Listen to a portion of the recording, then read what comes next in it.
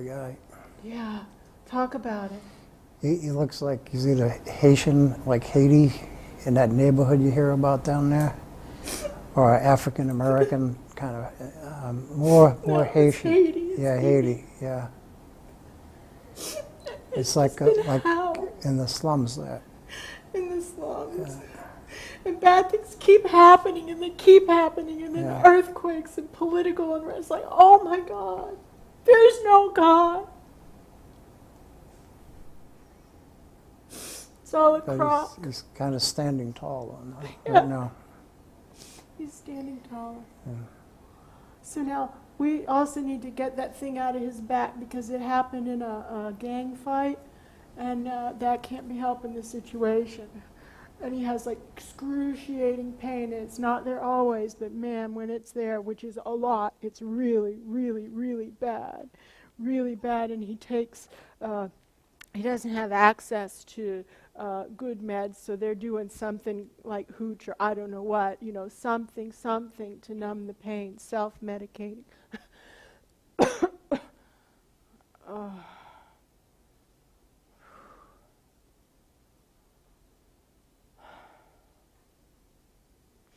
That's got to feel better. Let's do that again. I'm working with a hologram of him right now. A hologram.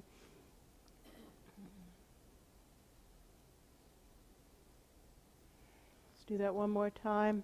Coming through deeper and deeper. There's the trauma release. And now there's this big soul energy that's coming in right now. I'm not doing that. It's just like, we let the trauma out and it's just coming in. So we say, thank you, thank you, thank you, thank you.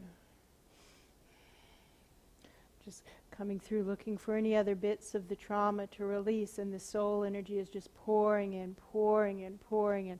Think of how much soul loss you'd have living a life like that. Just relentless soul loss, really. Relentless soul loss, because it's very terrifying, and we lose aspects of soul in moments of terror. And so he lives in a horrendously scary environment. The whole insides are vibrating. Incredibly slow. Yeah, incredibly vibrating.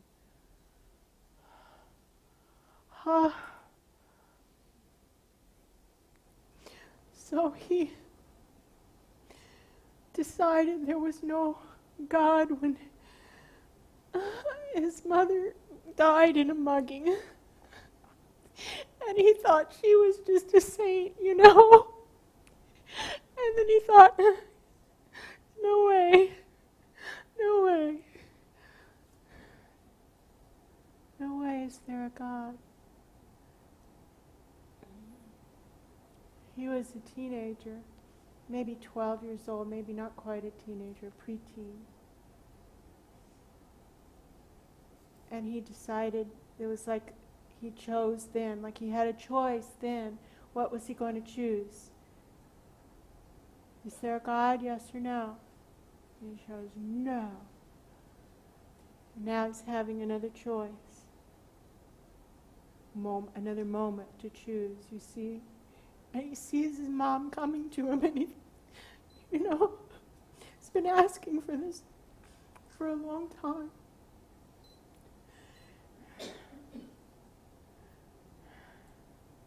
So he's having a visitation, you see, from a dead loved one. And it's for him a very healing experience. It can be. What's happening? My body's just shaking. Yeah, let it happen. Don't try to not. So the shaking can happen. We can get it to the point that our teeth even rattle in our heads. And so just don't try to resist it. What it is a huge shift that's happening. A huge shift. So we just say thank you, and we know that we're shifting for us and for them, for us and for them, for us and for them. Just let the teeth clack against each other so far they don't break. We just let it happen. We just let it happen. Thank you, thank you, thank you. And now to widen it, they said you're holding yourself too small, and so they're saying that to me, and so we widen it to include everybody in this situation, you see, everybody who first feels like there can't be a God, it's all a crock, you see, let's include them. May they have an opening. Everybody who's had dead loved ones trying to get through, may they have an opening. Everyone who's feeling smaller than they truly are, may they have an opening. Everybody who's open to receive a blessing, may they receive a blessing. Maybe through this way, you see, we transform the world. What's happening with the vibrating? Should be easy. Yeah, it has. Yeah. A lot of heat now. A lot of heat. And so we start to widen it, you see, to share it with more beings, more beings. 5 minutes. Sharing it with more beings, more beings, more beings. I can do it, I can do it. Sharing it with more beings, more beings. All of us, with all of us. You see how there's commonality for everybody here, all sentient beings throughout the universe. We literally have a priest. You know that Bob was a priest, right? And then he worked in psychiatric, in the psych wards, and like he has spent his lifetime trying to bring people peace. His lifetime. So, we can surely relate to one side of this fence or the other, and friends, I suggest we can all relate to both sides of this fence. To both sides.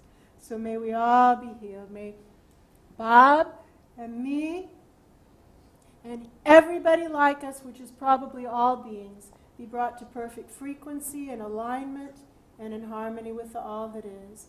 May Bob and me and everybody we've touched, which I suggest is all beings, be brought to perfect pitch and a full state of balance. Balance between our higher selves and our body minds. And in harmony with the all that is. May Bob and me and everyone we touch, which I suggest is all beings, be brought to perfect vibration and a full state of empowerment. Friends, we have enough to live the lives we came here to live. We are enough to be who our souls want us to be. We can do it. We can do it. We can do it. We can do it.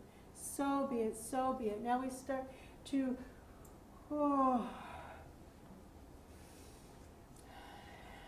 ask for errors to be corrected and omissions to be included. Things that your guides are so funny. They're going, well, you got a boatload of omissions, but your time's up, baby. So just include those by divine gift. Errors corrected and omissions included. Things that were done poorly to be done well. Things that were done well to be made divinely perfect for us and for all beings, for all beings. So be it, so be it, so be it, so be it. And now we start to separate. Yours to you, mine to me, everybody else we touch back to them. Everybody back into their own bodies or collections of energy, knowing that many of us here don't have bodies in the physical sense, but they still have a tighter collection of energy. So we're all drawing our energy back, all inhaling our own energy, you see, releasing everyone else's energy back where we came from. Yours to you, mine to me, everyone else back to them. Everybody back. Archangel Michael uses his vessels to sort out the energy of the world. Archangel Michael uses his vessels to sort out the energy of the world. Archangel Michael uses his vessels to sort out the energy of the universe. That's his gig. That's what he likes to do. So be it. So be it. So be it. Taking the bubble of light we started with, expanding it 1 billion times over, splitting it into individual bubbles, one for each of us, one for everyone we touched, everyone encased in light, drawing all those bubbles down into the divine plan. And we are complete. Thank you, thank you, thank you, thank you, thank you, thank you.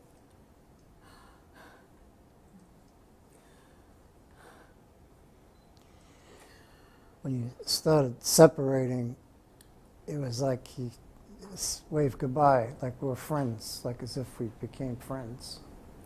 Yeah, there was a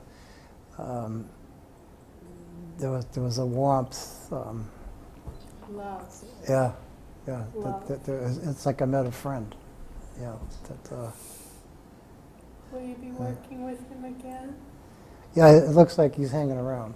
Yeah, it does. Doesn't it?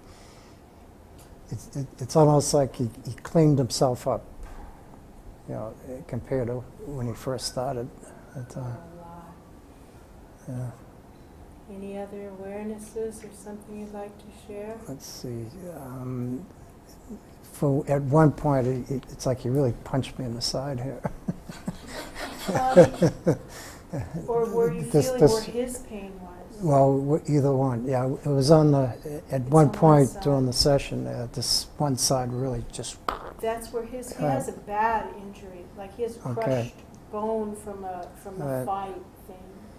this is when he was still cussing me. You know, it's like Oh, kind of in the okay. beginning there. Yeah. So but then that went.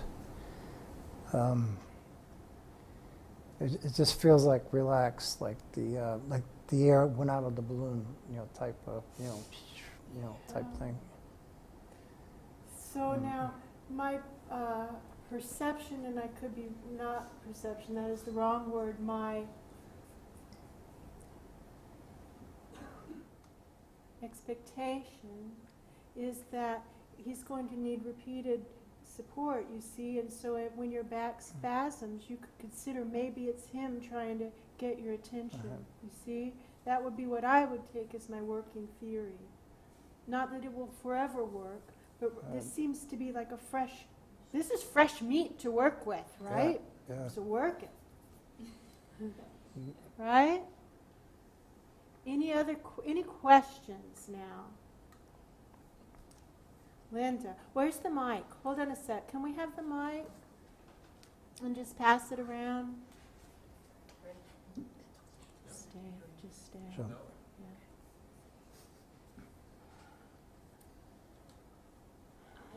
I don't know if when you're doing these sessions, I felt completely pulled in. Is that okay to be pulled into it? So the question is, in these classes, is it okay to be pulled in? Absolutely. Connect in energetically. That's the whole point. Now, outside of this, this is a learning laboratory. This is a teaching experience. The intention is for you to ride along with it and learn and feel. And then at the end, we separate. Yes. I did. I just didn't know if I was encroaching. Okay. The demonstration subject is here by free will choice, understanding that this is part of the equation. You see? This is okay with you? Oh yeah, there's no problem. Yeah. Anybody else? Just pass the mic around. And watch out for the cord. Try to not touch the cord because we found that static creates static on the line. Okay. So you said he'll need more work. The concurrent life. Right. So does Bob go into a healing session for himself, or does he need to go to another practitioner? So congratulations on your excellent energy shift. That was awesome. So the question is, can we heal ourselves? Do we need to heal others? I find that it takes a balance. You know, we do what we can do. Like when his back twinges, self-treatment is the name of the game. And right now he can self-treat by opening the door to his concurrent life. You see, that is self-treating and trying to help. Now I would, myself, go up and down with this guy. I would not go directly through. Sometimes it looks like the little pass-through window. You know when you go to the doctor and you have to give a urine specimen and there's a little window, the pee cup goes through? That's how they show it to me at first, the pee cup window. Fabulous. But I would go up and down. And so then the moments will come when he's up against... Congratulations! Awesome. The moments will come when he's up against his barrier of what he's able to do, and he needs to go work with another practitioner to have the breakthrough. That's what the other practitioners can do for us, is pull us through the things that we're blind to or just too afraid of. We can't do it ourselves. Does that make sense? We talk about finding the balance of self-treatment and receiving from others. And also, of course, facilitating. Tammy, webinar person, has a few comments. Tammy. Mic, please. This is Wendy reporting for I love Tammy. Tammy. Tammy, I love you. You are awesome. Yes. You rock.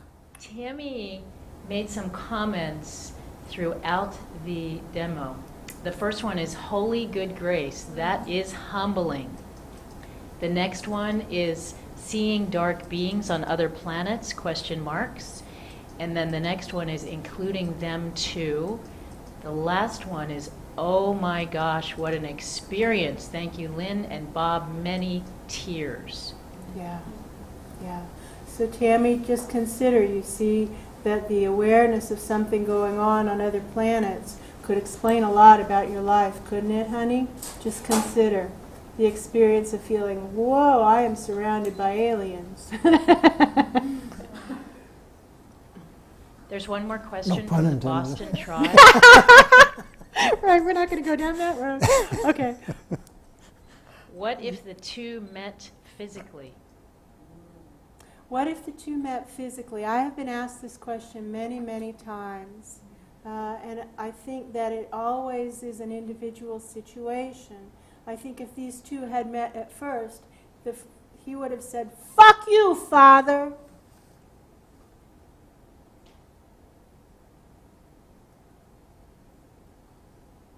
However, I think if we're not dealing with that, then I think the two would feel like they'd found their best friend. Like, this person understands me like nobody else does.